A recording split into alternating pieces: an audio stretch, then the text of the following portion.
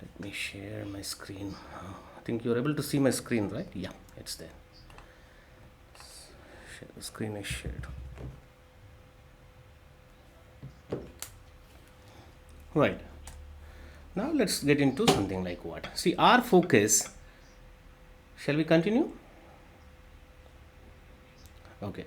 So what I said is means this is the concept of cryptography. Whatever we have seen is the fundamentals of cryptography. Wherever that CIA triad comes into picture, and these features will also come into part of it. Whether you are going to be using it as part of a VPN or even without VPN, you would like to go for encryption and all. Like wherever you are planning to use this cryptography, the logic behind them are the same. Now, I'm trying to restrict my discussion with respect to what an IPsec VPN. Of course, we have SSL VPN, you have IPsec over GRE. Of course, it's an IPsec only. You have L1 VPNs, L2 VPNs, L3 VPNs. Like that, we have variety of VPN technologies.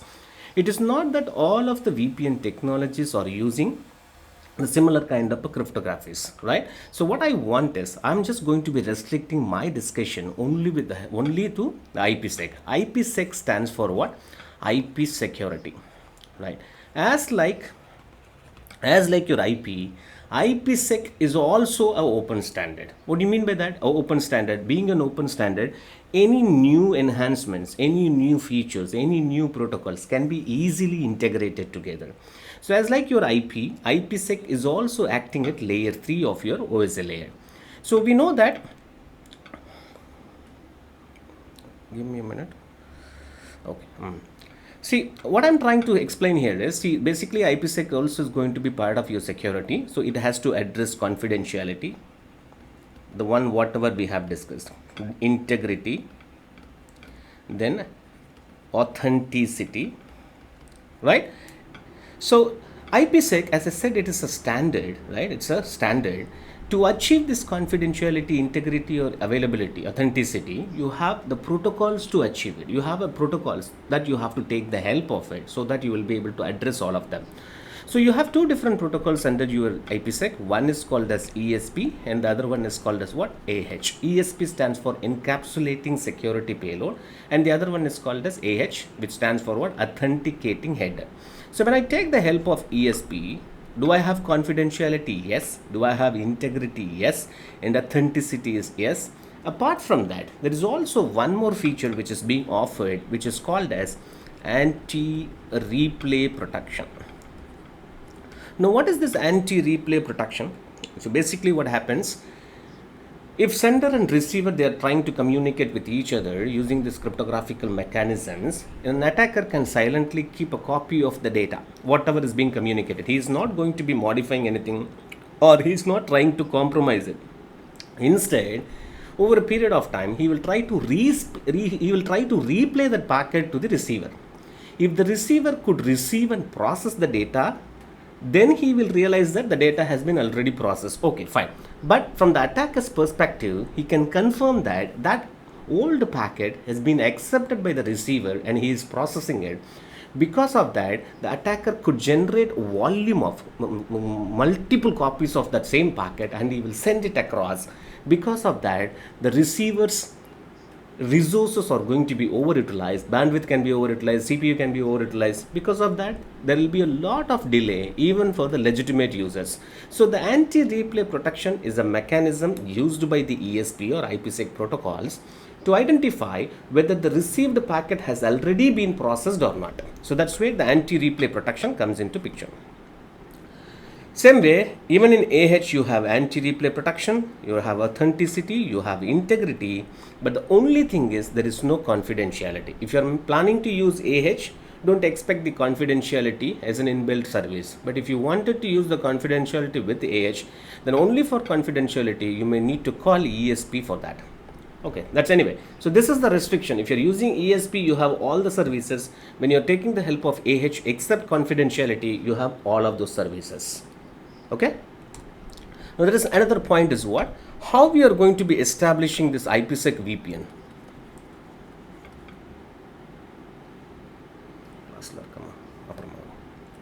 So you have something called as what? IPsec VPN. Okay. Now this IPsec VPN, how the tunnel is going to be formed? There are various steps. There are various methodologies. The first thing is what? When you're trying to establish an IPsec VPN, the first thing what you have to do is interesting traffic definition. Defining interesting traffic. What is this interesting traffic? You remember yesterday I was talking about an access control list which can be associated with routing. An access control list can be associated with network address translation, and access control list can be associated with route maps, policy maps. You can do all of them, right? Same way, an access control list can also be associated with VPN configuration just to identify what traffic needs to be tunneled in and what traffic is going to be sent through a different interface in ClearTalks format. So as we said earlier, the tunnels are going to be logical. We need to have the physical interface to transmit the data. The same physical interface can also be used for accessing some other applications as well. For example, I have a firewall which is providing connectivity to the internet. Via this interface only the tunnel is going to be established, right? So the tunnel is going to be established. The tunnel is a logical component. When the data has been received by the firewall, it identifies that this traffic needs to be tunneled. Only then the encryption integrity part comes into picture. It also can differentiate the packet which is not meant for the tunnel, and then it can be sent through the same interface. Instead of a tunnel, it is going to be sent through the egress interface to access the internet. So a clear separation of data, what data needs to be tunneled and what data needs to be sent to the internet for general internet access. So that is what we are talking about through the help of what? Interesting traffic. I think somebody has connected. Ranita is joining back once again. Do you understand what I'm saying here? Interesting traffic. What is interesting traffic? What traffic needs to be tunneled and what traffic can be sent in clear text. So this is going to be achieved through the help of access control list, and we call this access list as what? Crypto ACLs. Right? So why? Because this access control list is being associated with the cryptographical functionality, we are calling this as crypto ACLs. Basically, these crypto ACLs are used to define the interesting traffic. Then the second step towards the VPN configuration is what? We have to go and make sure that the parameters, see, we know that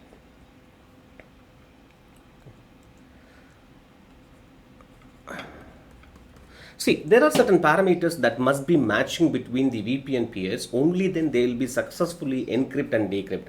See, we know that there are so many algorithms with respect to encryption, with respect to integrity, right? So we have so many mechanisms. If those mechanisms, those algorithms are identical between the VPN peers, only then they will be able to successfully encrypt and decrypt. Of course, along with that, they also need to ensure that they are protecting the channel where this exchange or negotiation of parameters are going to be happening. So what I mean to say, this next step in with respect to configuring IPsec VPN is IKE phase 1. Often we call this as ISA-KMP, ISA-KEMP. Internet Security Association Key Management Protocol, which is being governed by a protocol called as IKE. IKE is running on UDP 500. So that's why when you have a VPN gateway behind a router, and we will try to port forward UDP 500 to the gateway so that the tunnel can be established. Anyway, my point here is IKE phase 1. Hello, was there a question? No. IKE is responsible for negotiating ISA-KEMP parameters. ISA-KEMP parameters. What is ISA-KEMP? So this is where the parameters, the algorithms, the key exchange, all of them are going to be happening. Like ISA-KMP is also known as what? Internet Security Association Key Management Protocol is the phase 1 process of your IKE. Now I'm just talking about IKE version 1. In version 2, that will be little different. Okay, there is no phase 1, phase 2 over there. So why this is required? Because certain parameters are going to be negotiated. Why? This is not going to be used for data protection, actually speaking, but still we are exchanging this information to confirm that we both are using certain parameters, so that whatever we further negotiate can be in a protected manner. What is that going to be happening? See, basically, what is that to be negotiated is IPsec. You understand? The IPsec, what protocol I'm going to be using, ESP or AH. Am I going to be making use of triple DES or AES for encrypting the data, or I'm going to be using SHA-1 for integrity? Am I going to be using HMAC or not? If I'm going to be using HMAC, what is the key? What is the encryption key? So all these things needs to be negotiated for IPsec to protect the data, whatever is being exchanged between the parties. But can I exchange this over a public internet medium? Can I do that? Can I do that one? If I do that one, it is quite possible that it is going to be visible for general public. I have to make sure that this negotiation is going to be happening over a secure channel. That is where the ISA-KEMP negotiation is going on. So ISA-KEMP is used to secure the public medium within which the IPsec parameters are going to be negotiated. If successful, the tunnel can be formed and the data can be protected. You understand what I'm saying? Is that clear? Is that clear? Yes?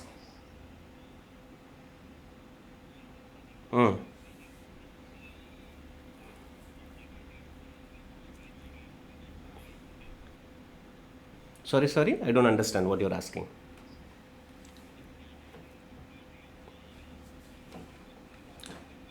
No. See, IKE is the process for establishing the tunnel.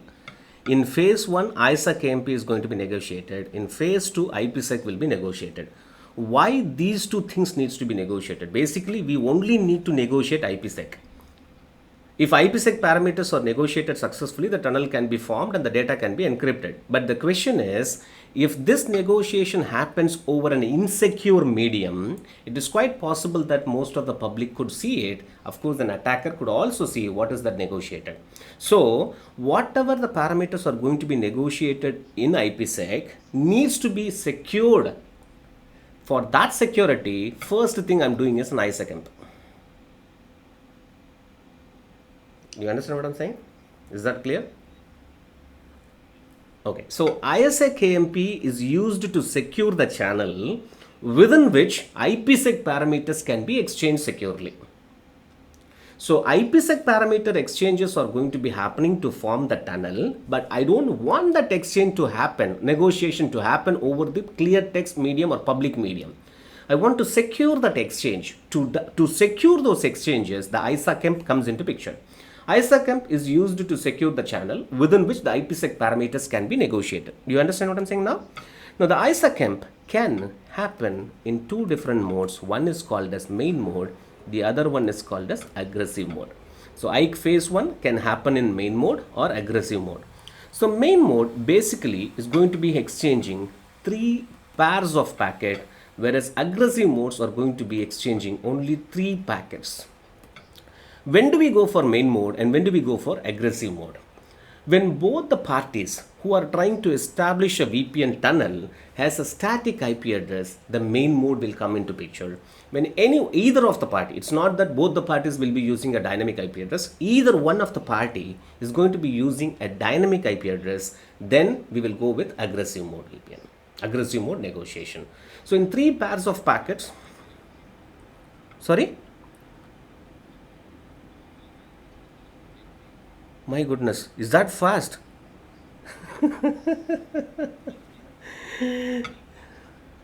3 pairs of packets. Anyway, this session is being recorded.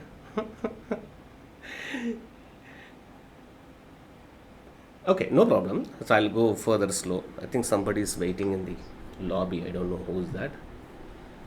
Oh, nobody is waiting, right? But it is giving a notification. I don't know why. Anyway, no problem. So in main mode, 3 pairs of packets are going to be exchanged. In aggressive mode, 3 packets are going to be exchanged. There is a difference, right? 3 pairs in the sense 6 packets will be exchanged. When it comes to aggressive mode, simply 3 packets are going to be exchanged. So what happens in main mode is the first pair, we will exchange all the parameters like the encryption algorithm, the integrity algorithm, how I'm going to be authenticating the peer, they're using PSK or digital certificate, right? So what is the lifetime of securing, what is the lifetime of this key that I'll be using for securing this channel? And the second pair is going to be the public key exchange. So this is the parameter exchange. The first pair is going to be parameter exchange. The requester, the tunnel initiator, is going to be sending a set of parameters that he will be using it. The responder will check whether any matching parameters or not is there or not. If the responder has any matching parameters for protecting the data, only then he will be able to respond it. If you are not receiving the first response for the first packet, then understand that there is a mismatch in the negotiation parameters. If those parameters are successfully exchanged, the second pair of exchange is nothing but the public key. You understand what I'm saying? It is going to be considered as what? A public key. We know what is a public key. You remember that? Now, what is the purpose of exchanging this public key is using that public key, the DH key exchange. What basically happens is, now A and B is there. A has A1 and A2. B has B1 and B2. Now they are exchanging their public key. Because of that, A has B2, B has A2. Now what basically happens? Now these guys are going to be sending the keys like A's private key and neighbor's public key, not my public key. Okay, the same way B will also be sending B's private key and A's public key, but not B's public key. Now they are going to be sending these two keys inside the DH function. Now anyway, whenever you have an input to a function, you will be having an output. Okay,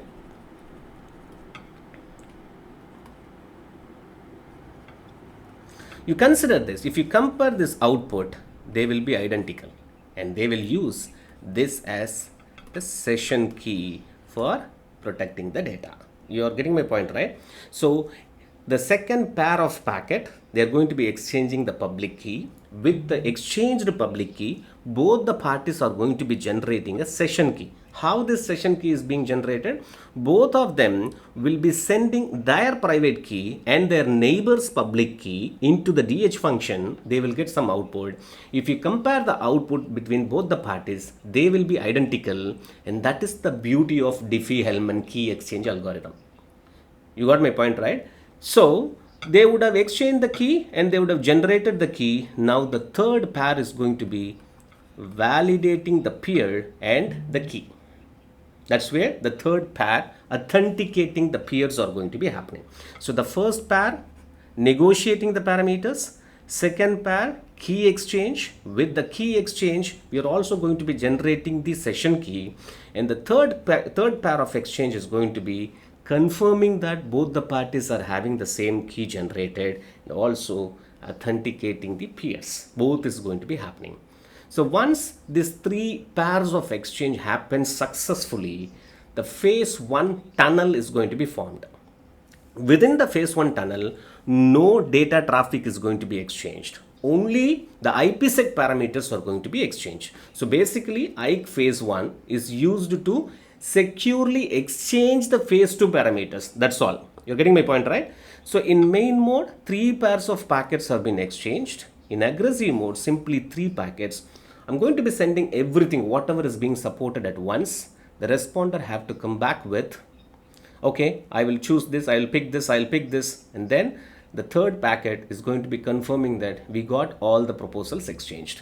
See, whatever we are exchanging over here, the same thing will happen, but instead of stage by stage negotiation, everything happens at once.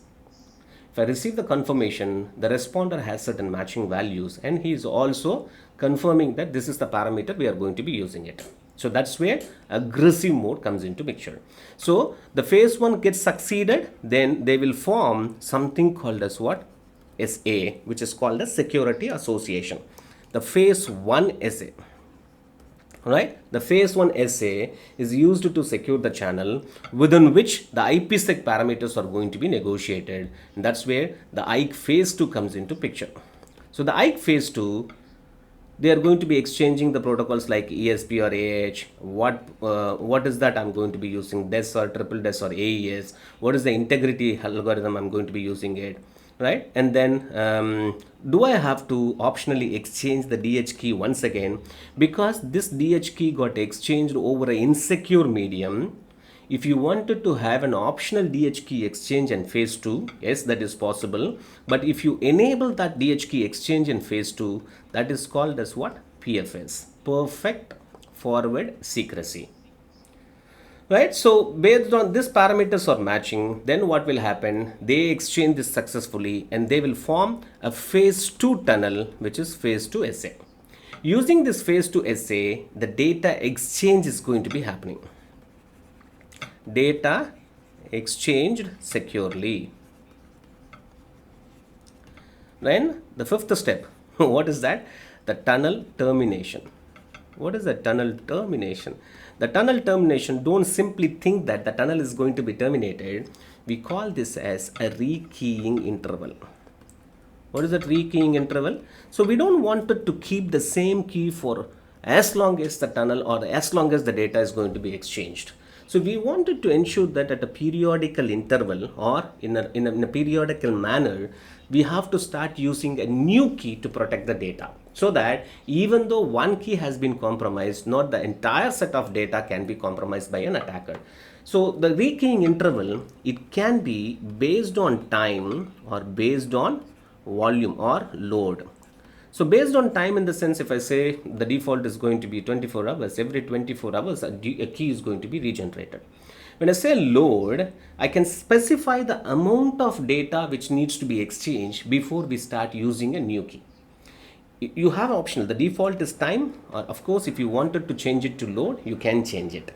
So there is time, there is also a load. So this is the IPsec VPN establishment process. There are 5 steps. Don't forget any of the steps. Is that clear? Any clarifications required?